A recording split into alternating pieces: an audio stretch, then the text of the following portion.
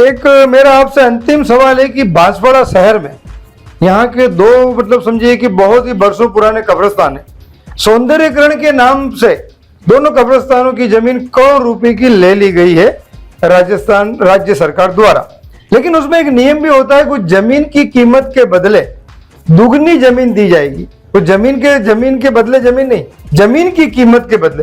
तो क्या आप वो कोशिश करेंगे कि वो कब्रिस्तान की जमीन की कीमत के बदले जमीन दिलाने की? बिल्कुल, जो नियम है उस नियम के अनुसार जैसे जो 1 करोड़ की जमीन है तो 1 करोड़ के रुपए की लागत की कोई जमीन दिलाई जाए। ठीक है। सौंदर्यीकरण के नाम से गहलोत सरकार को अल्पसंख्यक समुदाय की कोई भी संपत्ति नहीं दिखती है, तो कहीं ना कहीं जनता को गुमराह करने का काम गहलोत सरकार ने किया है। और जिस तरीके से आप कह रहे हैं कि कब्रिस्तानों का जो मामला है, जो कब्रिस्तानों की जो जमीन है और जो सौंदर्यीकरण के नाम से, जो मैं आपको बताता हूँ, ये सौंदर्यीकरण के नाम से आपके बांसवाड़ा ही नहीं पूरे राजस्थान में अरबों खरबों का घोटाला निकलेगा अगर इसकी जांच कराई जाए तो मैम आप बताएंगे कि आने वाले समय में आप क्या मुस्लिम समाज की महिलाओं को भी अधिक से अधिक जोड़ने का प्रयत्न करेंगी?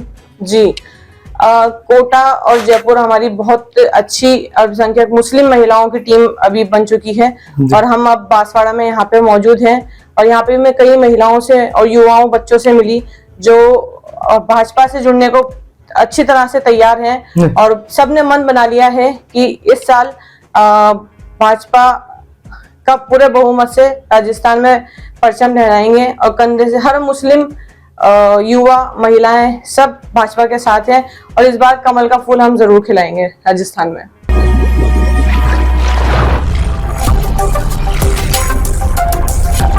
बांसवाड़ा न्यूज चैनल से सईद मिर्जा हिंदुस्तानी की रिपोर्ट। आप देख रहे हैं बांसवाड़ा न्यूज चैनल।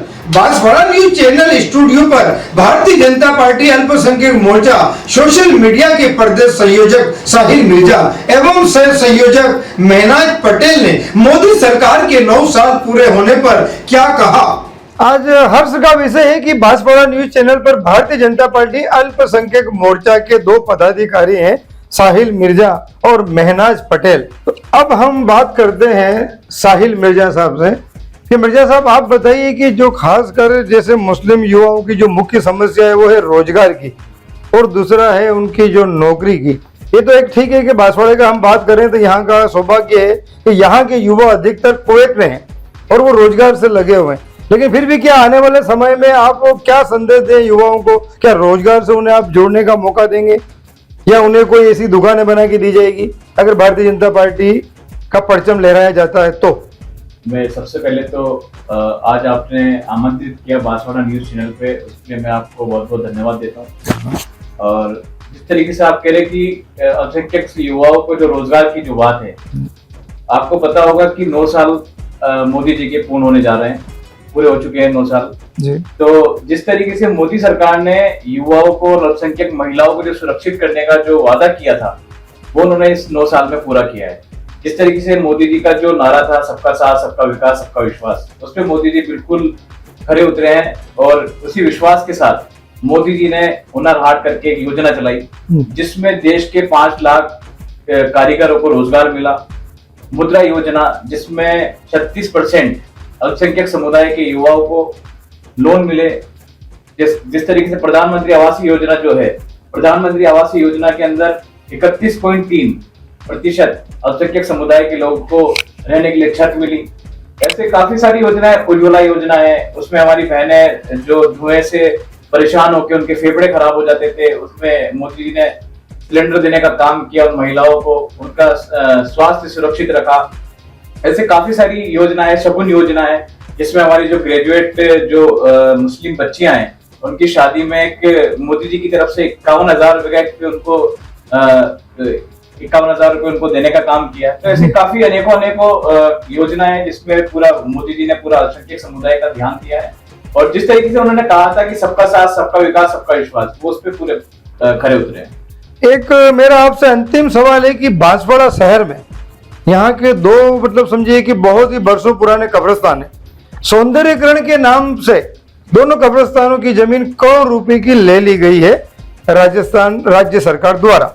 लेकिन उसमें एक नियम भी होता है, कुछ जमीन की कीमत के बदले दुगनी जमीन दी जाएगी। तो जमीन के बदले जमीन नहीं, जमीन की कीमत के बदले। तो क्या आने वाले समय में अगर भारतीय जनता पार्टी ये भारतवर्ष में तो क्या आप वो कोशिश करेंगे कि वो कब्रिस्तान की जमीन की कीमत के बदले जमीन दिलाने की?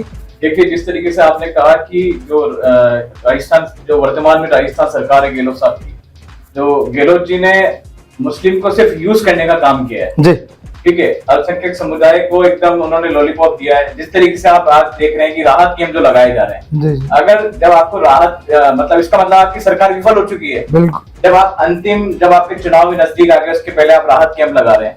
जब आपकी सरकार अच्छा काम कर रही थी तो राहत कैंप लगाने की क्या जरूरत है आपको? जी, ठीक है, राहत कैंप आप लगा रहे हैं, आप कह रहे हैं कि राजस्थान में 100 यूनिट बिजली मुफ्त देंगे।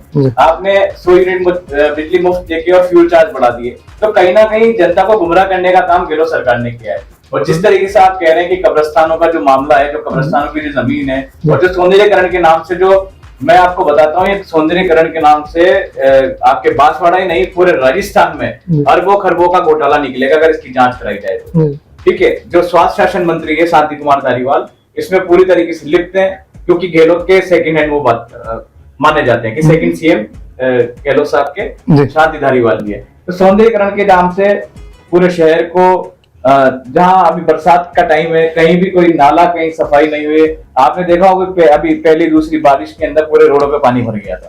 ठीक है, और जो आप कह रहे हैं कि कब्रिस्तान की जमीन की जो कीमत है, बिल्कुल जो नियम है उस नियम के अनुसार, जैसे जो 1 करोड़ की जमीन है तो 1 करोड़ के रुपए की लागत की कोई जमीन दिलाई जाए। ठीक है, सौंदर्यीकरण के नाम से गहलोत सरकार को अल्पसंख्यक समुदाय की कोई भी संपत्ति नहीं दिखती है।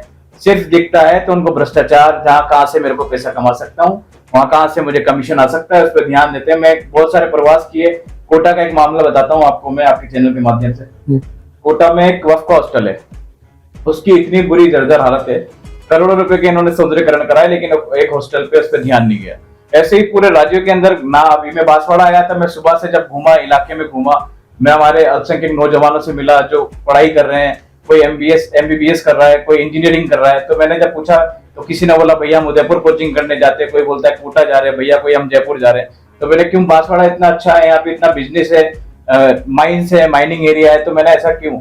तो भैया कि यहाँ कोई हॉस्टल्स नहीं है, ना तो कोई मुस्लिम गर्ल्स हॉस्टल है, ना कोई मुसाफिर खाना है। अगर कोई आता है तो कोई मतलब जरूरी नहीं है ना हर आदमी होटल में रुके, उसका जरूरी थोड़ी इतना एक्सपेंसेस कर सकता है। होटल का रूम 1000 रुपए का है, मुसाफिर खाने में 200 रुपए में कमरा मिलता है। तो मतलब कौम को यूज किया है कांग्रेस ने। ठीक है, अल्पसंख्यक समुदाय को बेवकूफ बनाया गया है। तो अब अल्पसंख्यक समुदाय बिल्कुल समझ चुका है कि वोट हमारा, राज तुम्हारा, अब नहीं चलेगा। तो मैम आप मतलब बताएंगी कि आने वाले समय में आप क्या मुस्लिम समाज की महिलाओं को भी अधिक से अधिक जोड़ने का प्रयत्न करेंगी? जी, कोटा और जयपुर हमारी बहुत अच्छी अल्पसंख्यक मुस्लिम महिलाओं की टीम अभी बन चुकी है और हम अब बांसवाड़ा में यहाँ पे मौजूद हैं। और यहाँ पे मैं कई महिलाओं से और युवाओं, बच्चों से मिली जो भाजपा से जुड़ने को अच्छी तरह से तैयार हैं और सबने मन बना लिया है कि इस साल भाजपा का पूरे बहुमत से राजस्थान में परचम लहराएंगे और कंधे से हर मुस्लिम युवा, महिलाएं सब भाजपा के साथ हैं और इस बार कमल का फूल हम जरूर खिलाएंगे राजस्थान में। यदि आप भी बांसवाड़ा न्यूज चैनल पर खबरें प्रसारित करना चाहते हैं तो बांसवाड़ा न्यूज चैनल से संपर्क करें। हमारा कॉन्टैक्ट नंबर है 9887421584।